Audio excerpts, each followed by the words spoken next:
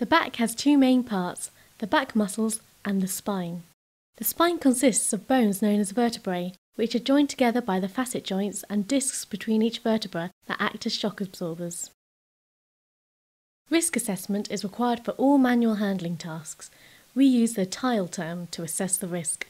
This stands for T, task, I, individual, L, load, E, environment. Never undertake a task that you consider to be a danger to yourself, your colleagues, and the patient.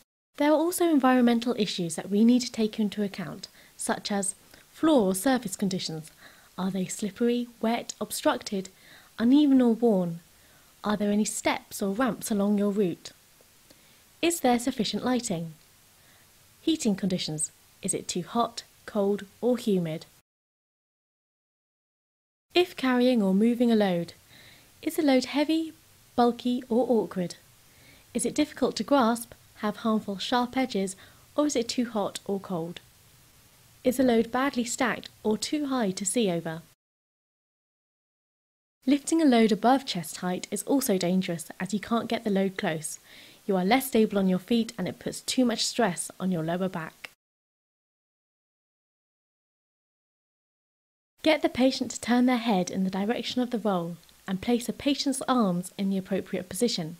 Near side arm flat against the body and far side arm placed across the body.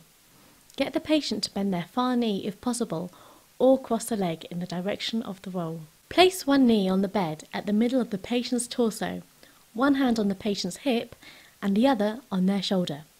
Now roll the patient towards you with a gentle but positive movement. Allow the leg on the floor to bend to facilitate the weight transference. With a colleague mirroring your actions on the other side of the patient, place one knee on the bed, facing the patient at their hip level. The other leg should be on the floor, slightly forward over the knee to ensure a good solid base. The patient should hold onto the carer's upper arms just above the elbows, and the carers should hold the patient's elbows. The patient should bend their knee slightly and tuck their chin into their chest. On command, the patient then pulls themselves up into a sitting position as the care workers lean back, sitting onto their heels. The care worker should be positioned close and slightly behind the patient. Place your hand on the patient's hip or lower back. Place the other hand on the front of the patient's shoulder or elbow, or get them to rest their palm in your palm. Your position will guide and reassure the patient as they walk, and from this position you will be able to react if anything goes wrong.